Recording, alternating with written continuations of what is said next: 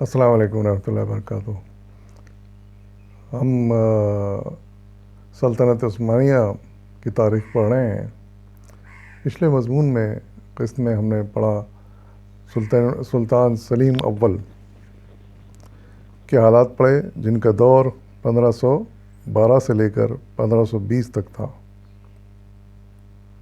اور اہم باتیں جو ان کے دور میں ہوئیں وہ یہ تھی کہ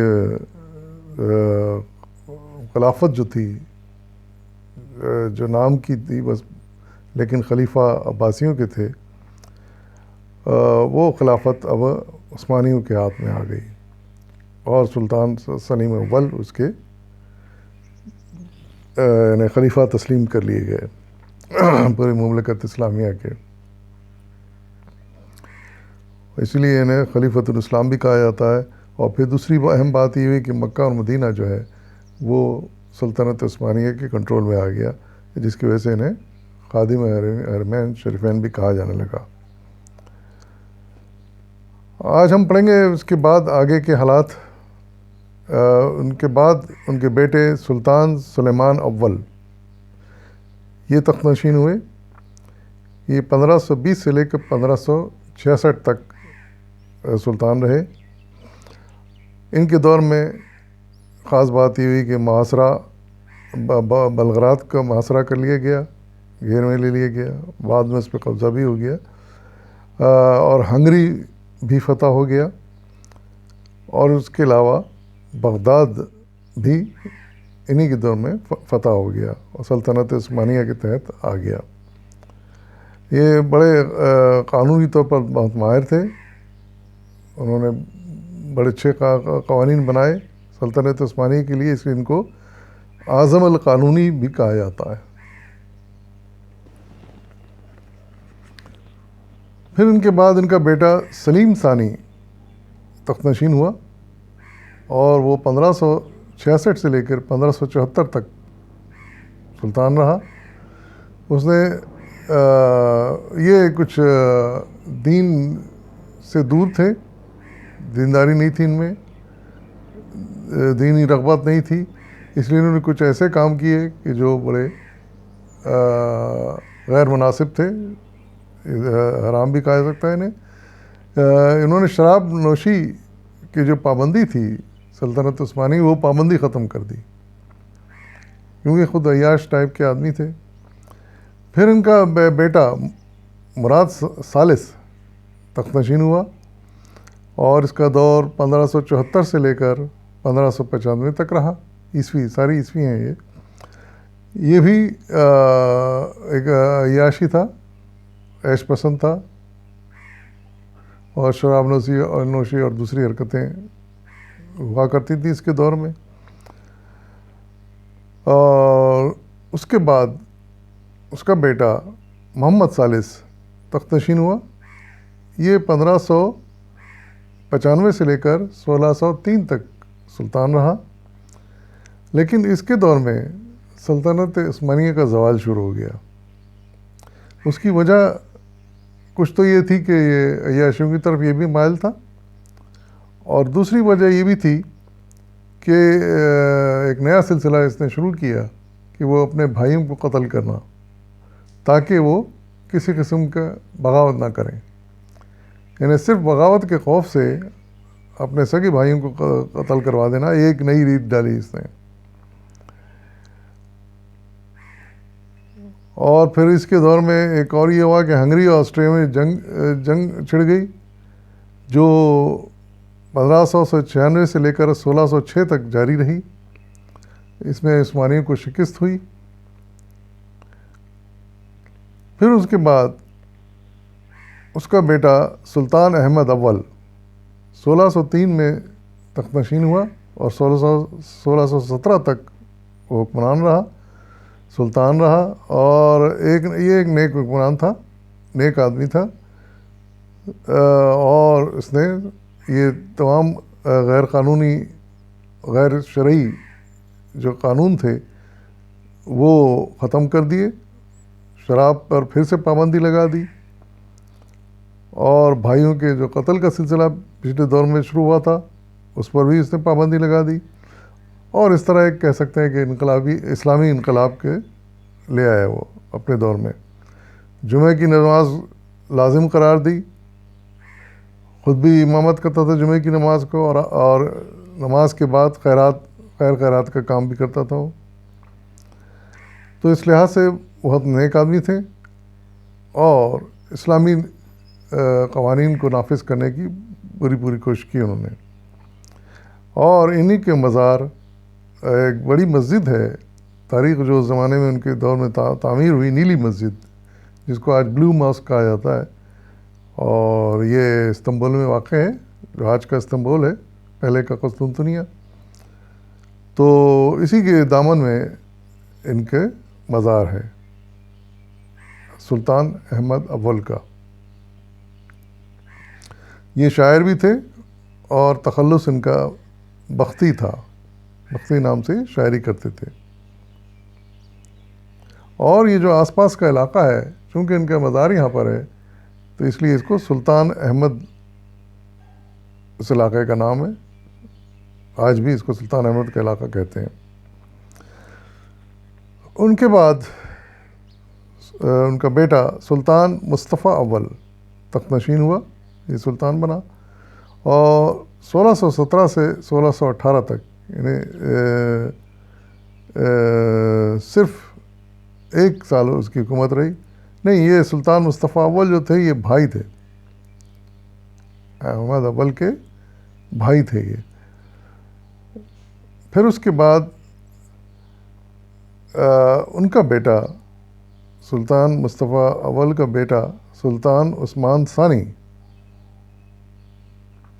یہ تخت نشین ہوا، اور انہوں نے 1618 سے لے کر 1622 تک حکمرانی کی. یہ سلطان احمد اول کے یہ بیٹے تھے.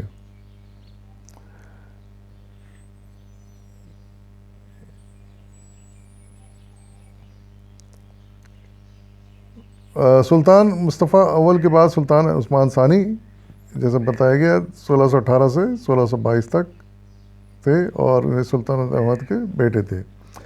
اس کے بعد پھر سلطان مراد رابع، ان کا بیٹا تخت نشین ہوا، اور یہ 1623 سے لے کے 1640 تک حکمران رہا.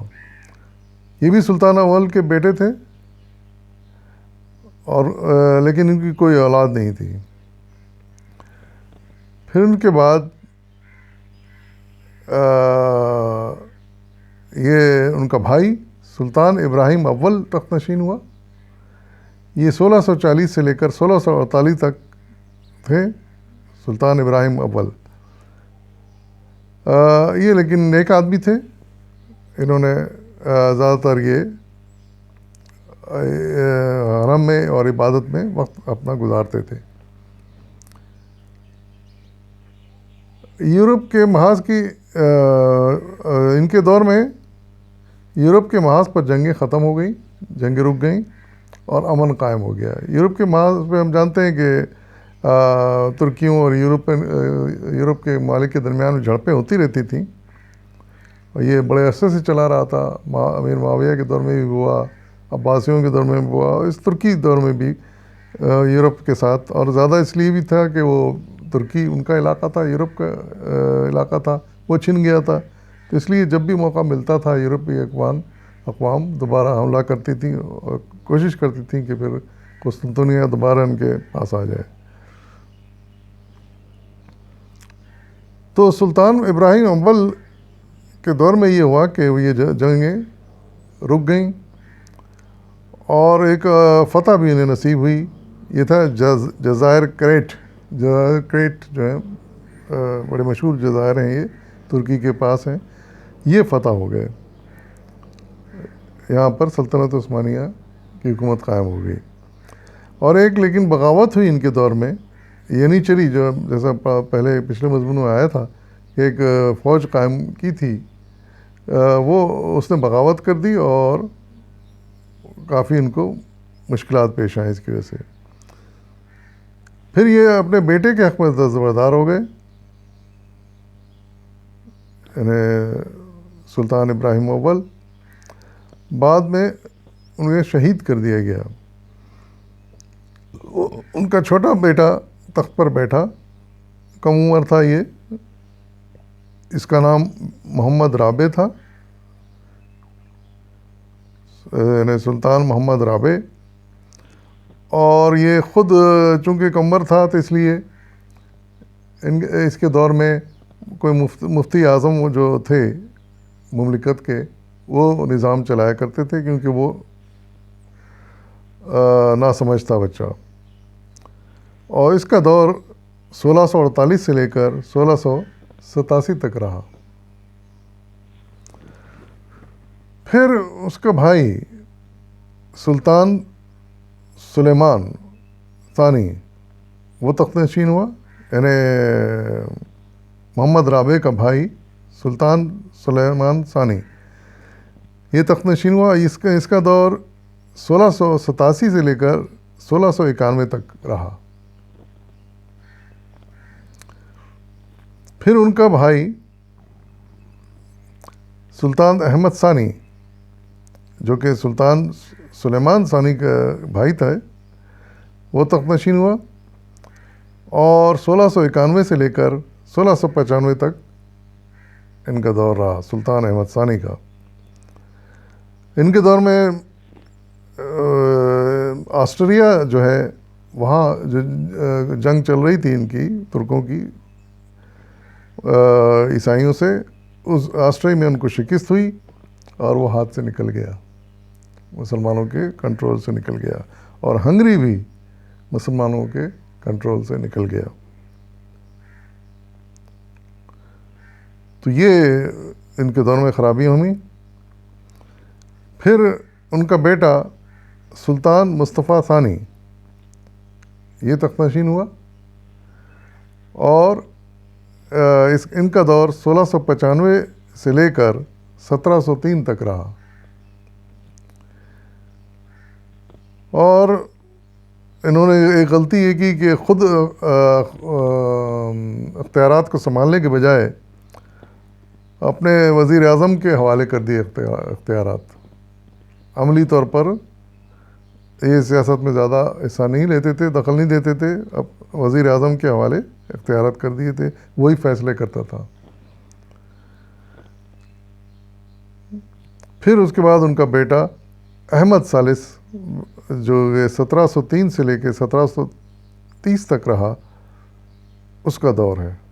لیکن اس کے دور میں کوئی ایسے خاص بات نہیں بھی جو قابل بیان ہو. تو یہ احوال ہم نے پڑھا، اور اب اس کے بعد جو باقی سلطان تھے ان کا احوال انشاءاللہ ہم آئندہ قسط میں پڑھیں گے. فی الوقت اجازت دیجیے، فی امان اللہ.